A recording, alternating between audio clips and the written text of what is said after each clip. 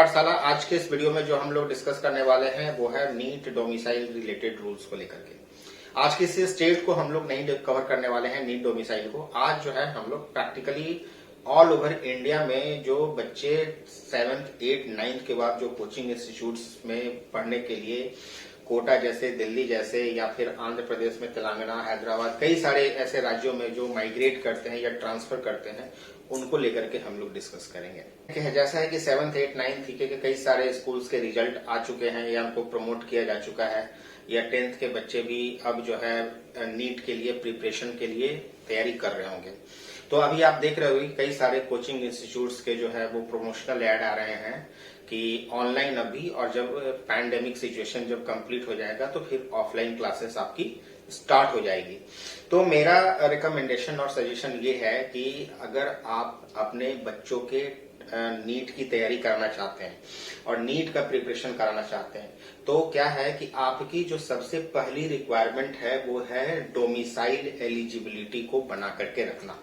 बहुत सारे पेरेंट्स हैं जो 7th, 8th, 9th में अपने पेरेंट्स को, अपने बच्चों को नीट का प्रिपरेशन या एज ए डॉक्टर बनाना चाहते हैं, तो उनको पता होता है कि कोचिंग इंस्टीट्यूट्स में एडमिशन करा दे, चाहे वो किसी भी स्टेट के हैं, और वो करा भी देते हैं। उसके अंदर में जो सबसे पहला जो एलिजिबिलिटी क्राइटेरिया है वो डोमिसाइल है, और जो दूसरा जो क्राइटेरिया है वो है आपका कैटेगरी बेनिफिट। तो जनरली क्या प्रॉब्लम आती है कि आप अगर कई सारे पेरेंट्स महाराष्ट्र में हैं, गुजरात में हैं, वो अपने बच्चों को भेज देते हैं पढ़ने के लिए राजस्थान 7th, 8th, 9th से, और या कई सारे पेरेंट्स जो है तमिलनाडु से है वो हैदराबाद भेज देते हैं, या कर्नाटक के हैं किसी दूसरे राज्य में भेज देते हैं, स्टेट में भेज देते हैं। तो आपको सबसे पहले डोमिसाइल एलिजिबिलिटी पता कर लेनी चाहिए।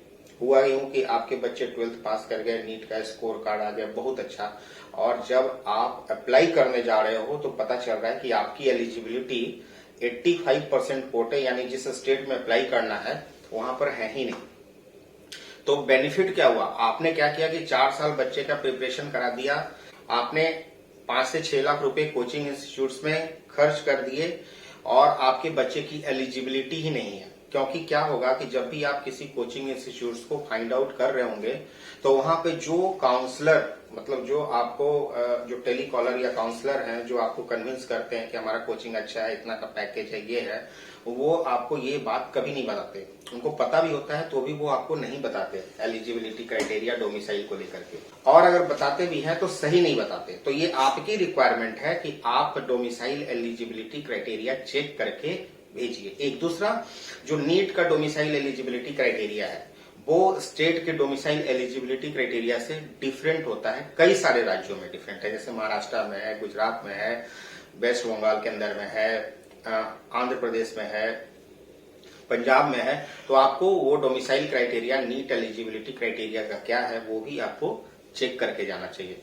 थर्ड जो सजेशन है वो ये है कि कोशिश करिए कि आप अपने स्टेट के अंदर में, जहां पर आपका नेटिव है, जहां पे आपकी प्रॉपर्टी है, जहां पे आपके सारी चीजें हैं, वैसे ही स्टेट में आप अपने बच्चों को पूरी स्कूलिंग कराने की कोशिश कीजिए। क्योंकि बाद में आपके पास एलिजिबिलिटी का प्रॉब्लम, डोमिसाइल एलिजिबिलिटी का प्रॉब्लम ना आए, क्योंकि कई सारे स्टेट डोमिसाइल एलिजिबिलिटी कब चेंज कर दें ये किसी को पता नहीं। अब जैसे सुनने में आया था पिछले साल की बिहार में और यूपी के स्टेट में कई सारे जो वहां पर कोचिंग इंस्टीट्यूट्स है उनका गवर्नमेंट के ऊपर प्रेशर था कि नीट के अंदर में जो डोमिसाइल एलिजिबिलिटी क्राइटेरिया है वो 10th, 12th को मैंडेटरी बना दिया जाए।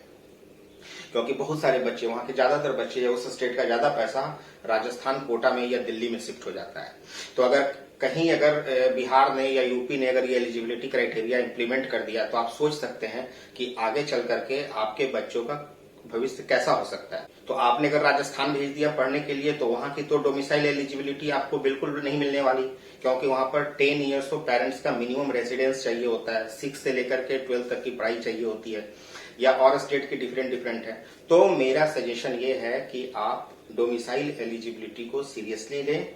दूसरा जो कैटेगरी बेनिफिट्स होता है वो आपको अपने राज्य में ही मिलता है। आप दूसरे राज्य में अगर ट्रेवल करेंगे तो उस स्टेट का आपके पास वो ओबीसी सर्टिफिकेट या एससी एसटी जो भी कैटेगरी सर्टिफिकेट है वो उसी स्टेट का होना चाहिए। ऐसा नहीं कि आप किसी भी स्टेट का सर्टिफिकेट किसी भी स्टेट के डोमिसाइल में पार्टिसिपेट करके चला सकते हैं।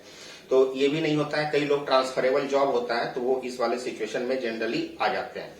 ट्रांसफरेबल जॉब जिनका होता है, तो आप ट्रांसफरेबल जॉब में है तो आप चेक कर लीजिए जिस स्टेट में है कि वहां पर वैसी कोई पॉलिसी है या कोई छूट दी गई है कि नहीं ट्रांसफरेबल जॉब वालों के लिए।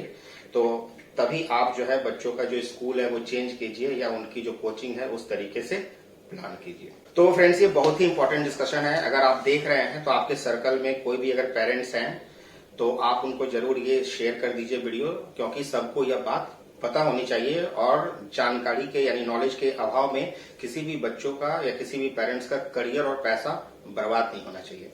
तो बने रहिए माई करियर पाठशाला के साथ। Till then keep liking, keep subscribing. Thank you so much.